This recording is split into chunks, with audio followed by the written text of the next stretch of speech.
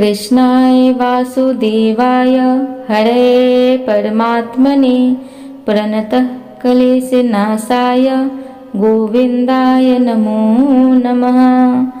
जय श्री कृष्णा। राधे राधे। प्रिय भक्तजनों, आप सबको अपरा एकादशी की हार्दिक शुभकामनाएं। आज हम सभी अपरा एकादशी की बड़ी ही पौराणिक कथा को श्रवण करेंगे।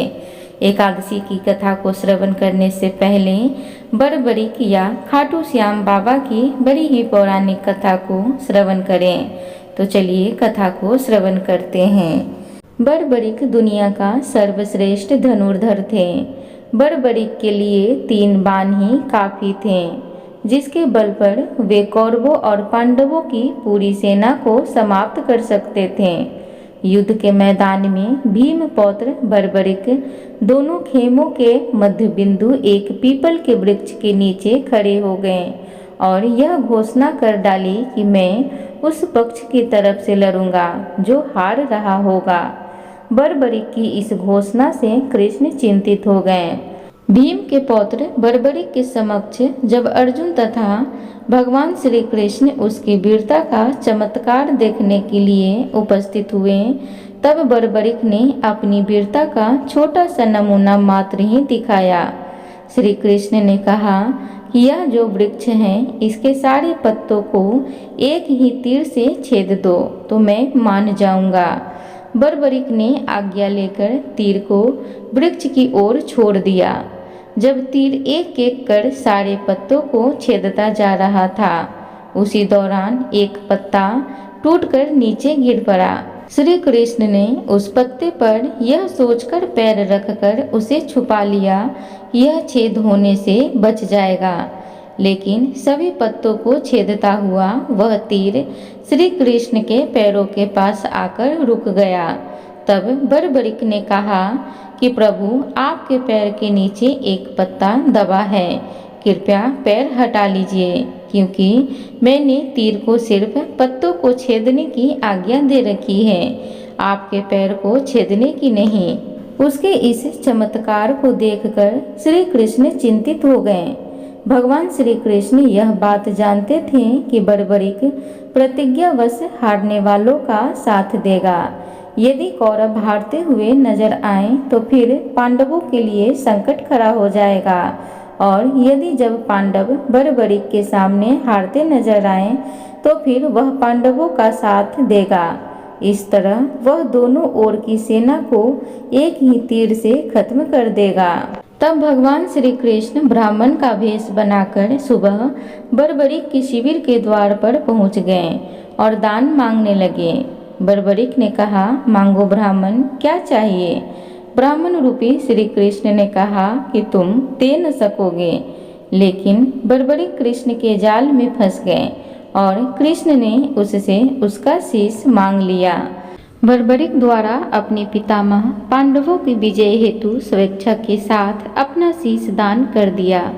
बड़बड़िक के इस बलिदान को देखकर दान के पश्चात श्री कृष्ण ने बड़बड़िक को कलयुग में स्वयं के नाम से पूजित होने का वर दिया। आज बड़बड़िक को खाटू श्याम के नाम से पूजा जाता है। जहाँ कृष्ण ने उसका शीश रखा था, उस स्थान का नाम खाटू है। बोलिए जय श्री खाटू श्याम बाबा की जय हो।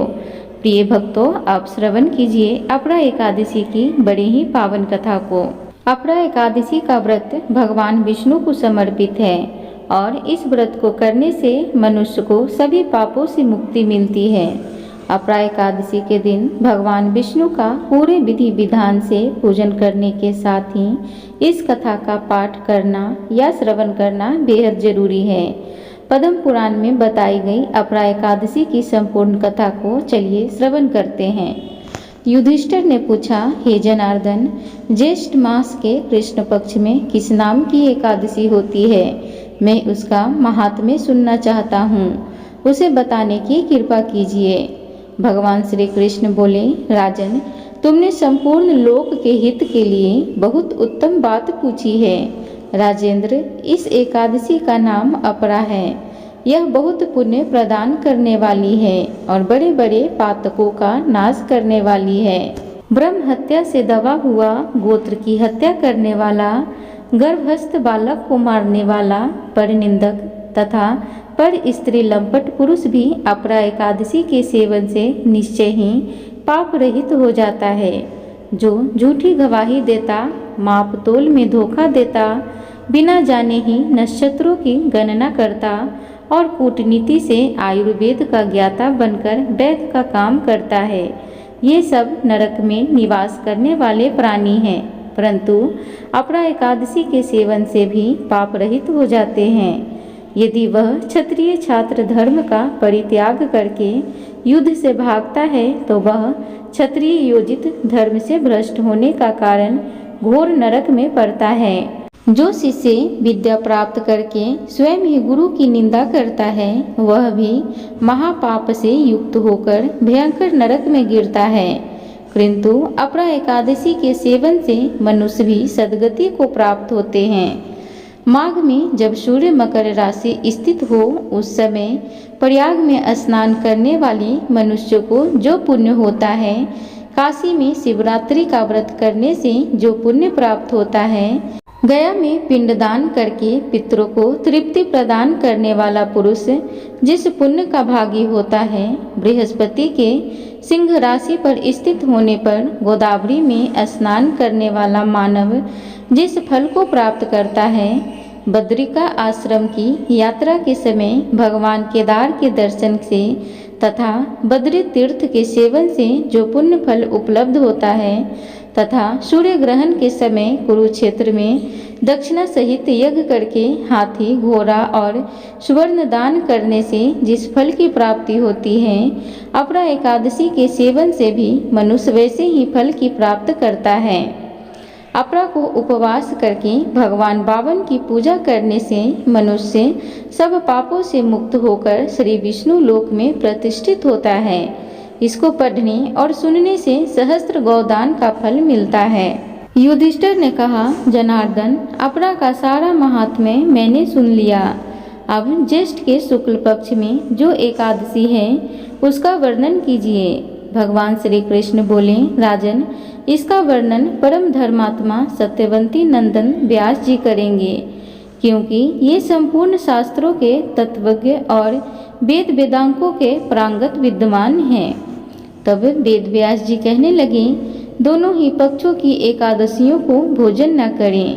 द्वादशी को स्नान आदि से पवित्र होकर फूलों से भगवान केशव की पूजा करके नित्य कर्म समाप्त होने के पश्चात पहले ब्राह्मणों को भोजन देकर अंत में स्वयं भोजन करें। राजन, जना शौच और मरना शौच में भी एकादशी को भोजन नहीं करना चाहिए। यह सुनकर भीमसेन बोले, परम बुद्धिमान पितामह, मेरी उत्तम बात सुनिए। राजा युधिष्ठिर, माता नकुंती, द्रौपदी, अर्जुन, नकुल और सहदेव ये एकादशियों को कभी भोजन नहीं करके तथा मुझसे भी हमेशा यही कहते हैं कि भीमसेन, तुम भी एकादशी को न खाया करो, किंतु मैं इन लोगों से यही कह दिया करता हूँ कि मुझसे भूख नहीं सही जाएगी। प्रिय भक्तों, तो इस प्रकार अपरा एकादशी की महात्म्य और कथा थी। उम्मीद करूंगी आप सबको ये कथा अच्छी लगी हो, तो कृपया चैनल को लाइक, शेयर, सब्सक्राइब जरूर करें। कमेंट बॉक्स में जय श्री कृष्ण जरूर लिखें। धन्यवाद।